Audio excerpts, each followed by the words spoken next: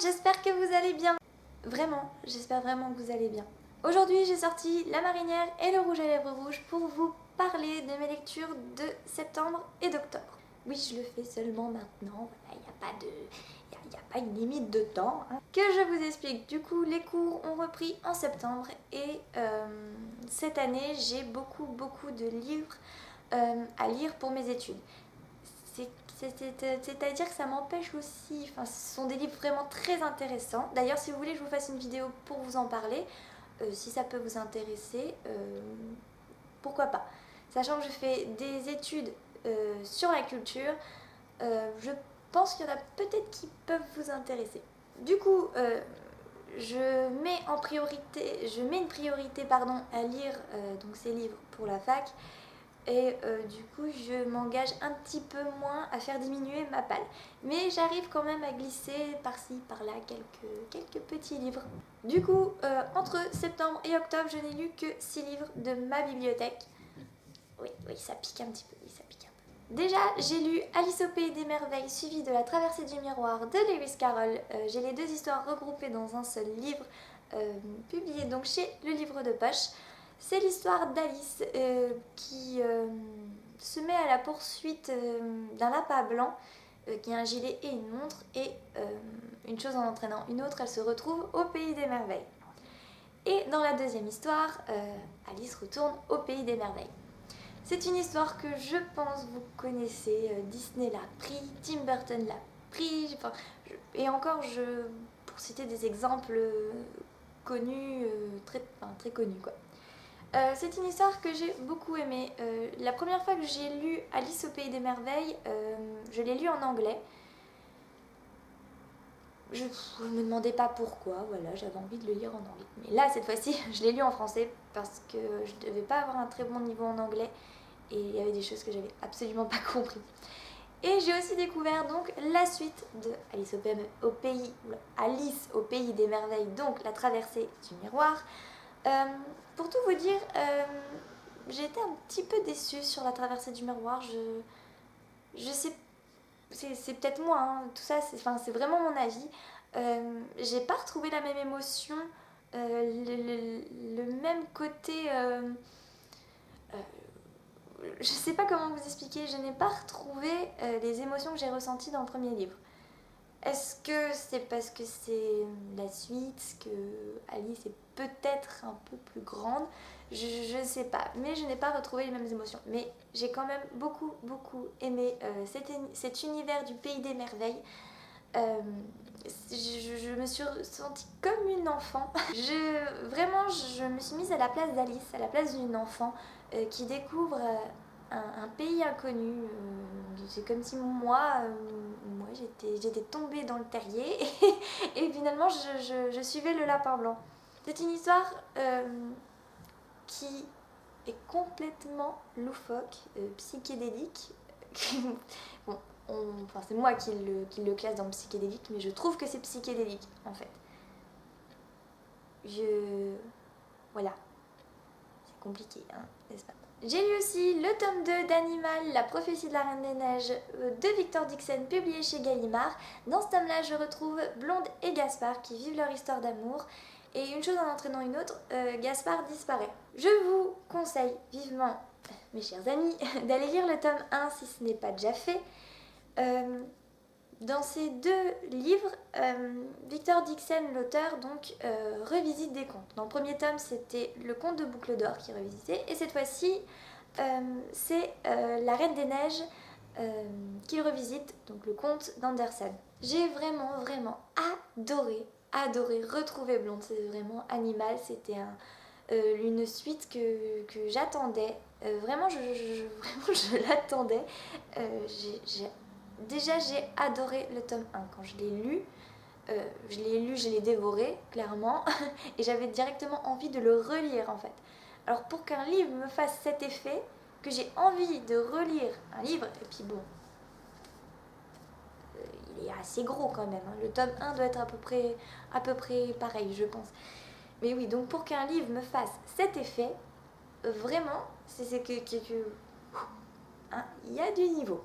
C'est un livre qui m'a donné des émotions vraiment folle. Je trouve peut-être, il est peut-être un peu plus noir que le premier.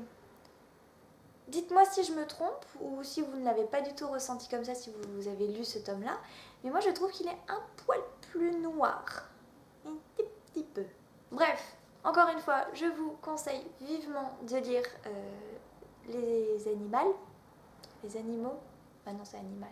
Les animaux. J'ai lu aussi le tome 1 d'Arthur et les Minimoys de Luc Besson. Donc c'est l'histoire d'Arthur qui est en vacances chez sa grand-mère et un jour un méchant promoteur immobilier arrive pour acheter la propriété de sa grand-mère.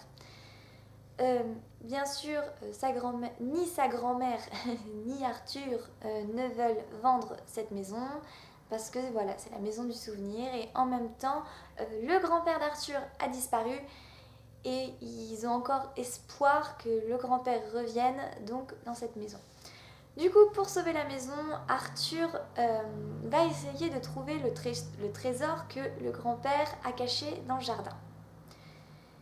Dans ses recherches, il trouve un petit mot que son grand-père lui a laissé qui lui donne qui lui donne des choses à faire pour trouver le trésor. Et une chose en entraînant une autre, Arthur va se retrouver chez les Minimoys. Donc les Minimoys, ce sont des petits personnages, voilà, bon là c'est Arthur, voilà, petits personnages qui ressemblent à ça, qui sont tout petits et qui vivent dans le jardin d'Arthur. Alors c'est une histoire que j'ai déjà lue, c'est donc une relecture, mais je l'ai lue quand j'avais 8 ans. C'était il y a très longtemps en fait. Et j'ai la première édition, je l'ai achetée à sa sortie, je me souviens c'était ma maman qui me l'a achetée. Encore merci maman, tu vois, des années après, à 21 ans, je relis Arthur et les Minimoys. Donc bien sûr, j'ai encore adoré relire ce livre, c'est vraiment une lecture voilà, jeunesse qui fait rêver. On est entraîné dans un monde féerique et je trouve ça génial. J'ai vraiment besoin de ces livres qui me font voyager. Pas voyager dans le monde, dans des pays que je ne connais pas, que je ne verrai peut-être jamais, mais des pays issus de l'imagination des auteurs. J'en ai vraiment besoin. L'histoire est vraiment magnifique. Magnifique. Il y a un grand message de résistance, d'amour, de bonté, enfin, toutes les bonnes choses que l'on veut se retrouvent là-dedans.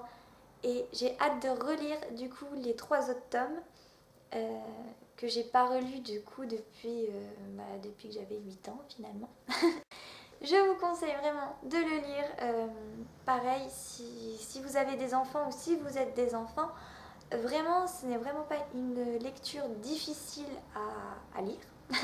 Finalement, il suffit de se laisser emporter. Si vous avez des enfants et qu'ils ont à peu près, voilà, je dirais 8-10 ans, même moins, je pense. Même moins. Vraiment, lisez-le à vos enfants. Pour mon abonnement chez France Loisirs, j'ai décidé de prendre Sweet 16 d'Anne-Lise Hurty. Donc c'est une histoire qui se passe pendant la ségrégation aux États-Unis pendant les années 50.